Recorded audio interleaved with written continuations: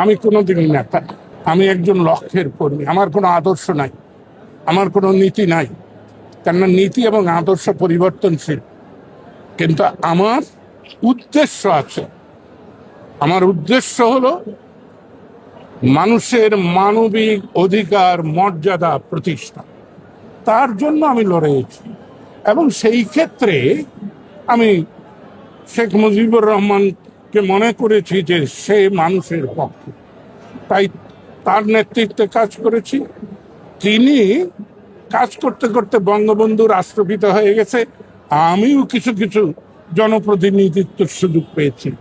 এটা আমার কাছে কোনো অহংকার না, এটা কাজ করে যাওয়ার কাজের হাতিয়ার।